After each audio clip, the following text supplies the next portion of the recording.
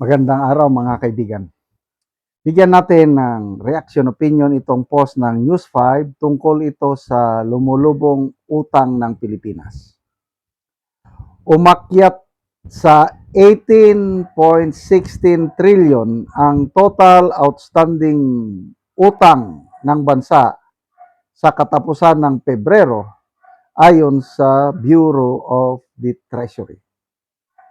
25.74 billion itong mas mataas kumpara noong Enero. Paliwanag ng Bureau of Treasury, nagkaroon ng modest uptick dahil sa patuloy na pagpaprioridad sa domestic financing sa gitna ng unfavorable external development. Sa kabuuang utang, 12.48 trillion ang domestic debt at 5.68 trillion ang external debt. Okay? So, mga taong nag-react, 5,900, 3,200 ang tumatawa, 1,300 ang umiiyak, 838 lang ang nag-like o nagagalak. Comments. Si Pocato, ito ang legacy na sinasabi ni BBM. Yung sabi niya na worried daw siya, baka hindi na ipagpapatuloy ng next president ang kanyang nagawa. Ito ang isang nagawa niya, maalala siya na presidente na pala utang. 12 trillion lang ang utang na natin pag upo ng Marcos Jr. administration. Nung nag-take over si Tatay Digong, nasa 6 trillion ang utang. Dahil may pandemic tayo, dahil may build, may Marawi seeds, kaya lumobo ng utang natin ng 12 trillion. Kaya lang, makikita mo saan napunta yung inutang dahil nga sa build at saka pandemic, Marawi seeds. Ito ngayon, 3 taon pa lang ng administrasyong ito, sobra 6 trillion na ang nautang niya in 3 years. Kaya wag po tayong magtaka, by 2028, sobra 20 trillion na ito. Baka magiging 24, 25 trillion. So, yan ang legacy ng Marcos Jr. Utang lang tayo ng utang, total. Aalis naman lang tayo sa gobyerno, bahala na ang taong bayan magbayad. Noong 17 trillion pang utang natin, mga last year, mayroon nang nag-compute. Sinasabi sa computation, for every Filipino, ang share niya sa utang, 17 trillion is 143,000 each family member sa 117 trillion Pilipino.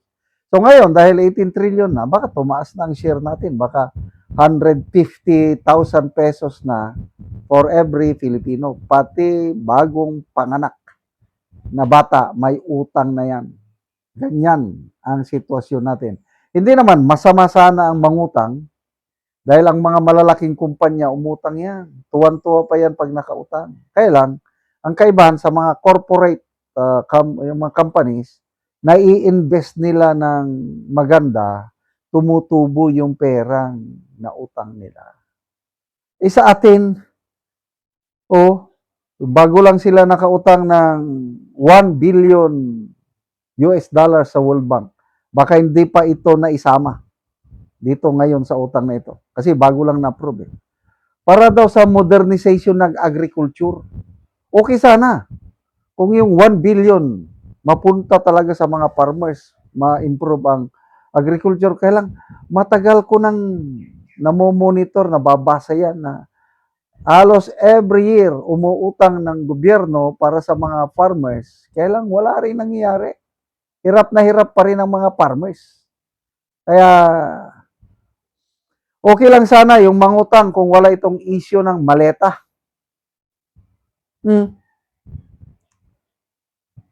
Buwis tayo ng buwis. Dinadala mali-maleta. Delivery. Mangilan-ilan lang. Utang tayo ng utang. Napupunta saan? Flood control project. Mga ghost project. So, ito ngayon, ang nagpapahirap sa atin. Grabing utang na hindi naman Eugil Rotel, partida, walang pandemic, walang mega infra projects. Ayan nga. Partida ng Marcos Jr. Administration kay Tatay Digong. Oh, build. Ako mismo. Saksi ako dyan. Beneficiary kami. Bago umupo si Tatay Digong, may farm kami sa paanan ng Mount Kitanglad sa Bukidnon. Hirap na hirap kaming makapunta doon dahil lubak-lubak ang kalsada. Pag upo ni Tatay Digong, nako, ang ganda ng kalsada namin doon. Kahit everyday akong magpunta sa aming farm, makapunta. Bakit? Sementado ang kalsada, kompleto ng tulay. Kaya wala akong problema sa mga inutang panahon ni Tatay Digong dahil napakinabangan. Na-save ang maraming buhay, yung inutang, napunta sa mga baksin, napunta sa mga ayuda, lahat. Ito ngayon, grabe. So, tama yung sabi ni BP Sara, God save the Philippines. Sige, utang pa more, maleta pa more. Salamat mga kaibigan sa inyong pagsubaybay sa ating channel. Nakakatulong kayo ng malaki sa tribong Talandig ng Bukidnon dahil ang sweldo natin sa channel na ito is pantulong po sa tribo. Namimigay tayo ng libreng yero at pako para makapagpatayo naman sila ng mas maayos na tirahan. Panoorin nyo ang video na ito. Karon mao na niyang matagaan og yero si Kuya. Okay, salamat kayo sa Ginoo nga nainabangan na gyud ko. Nang sin nga niabot. Oo, so si Kuya natagaan og yero. So Balay nga nangabuslot na mao ato. ang iyang balay nang kuha na ang atop. So mao ni ang hitsura sa balay ni Kuya nga buslot og tuluan na gid kaayo ang ilang kahimtang kung muulan. So di pang sapahan na lang og sako. Tungod sa di na makaya og ulan. Kay dili na sa makaya kung ulan, sapa na lang og sako. At haron tayo mamada ko kuan. Dente. At So, bikunan daan. mga bulsot na gid kaayo. Kita na. So karon Kuya, pila na ni katuig ang imong balay nga bulsot naman na nanay mga tulo kung ulan. Kuan na ni siya ka tuig, 15 na ni ka tuig. Unya tungod sa tong kawadon, ang sin nga akong na gamit ani sa una katong pinakanipis na gyud sa tanan mo nga So pagkakaroon. dali ra siya makuan na daot. Dali ra gyud kay nipis man. Oh, Tungod so- sa kanipis kay di man ta makakayo baga gyud nga asin. So pila na imong edad Kuya? Kuan ako karon 41 So na ko karon. na kay anak. Na ako'y duha ka anak kunya tangan naga-eskwela. So si Kuya. So ang imong panginabuyan Kuya, Kuan ra mag-uuma ra gyud so mag-uumara. So si Kuya natagaan og yero, so makaatop na gid ka karon Kuya. So patop na gyud ko karon dako akong kalipay og pagpasalamat sa nagpasiyugdaan ni nga programa. Ang atop na ako nga naguba na gyud so Maalis release na gyud. na. Sige, sige.